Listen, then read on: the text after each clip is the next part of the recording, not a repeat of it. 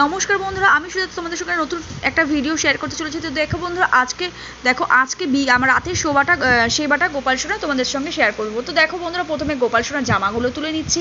ঠাকুর ঘরে চলে এলাম ওপরে। তো দেখো গোপাল সোনার জামাগুলো এক এক করে তুলে নিলাম। তুলে নিয়ে এবার গোপাল সোনার জামাটা রেখে দেবো। রেখে দেওয়ার পরে গোপাল সোনার ঠাকুরের বাসন টাসনগুলো সব ধুয়ে নিয়েছি। ধুয়ে নিয়ে এবার দেখো গোপাল সোনাকে কীভাবে আমি সেবা করি। এই দেখো আমার মিষ্টি গোপাল সোনা, যার ভিডিও তোমরা প্রতিটা দিনই পাচ্ছ।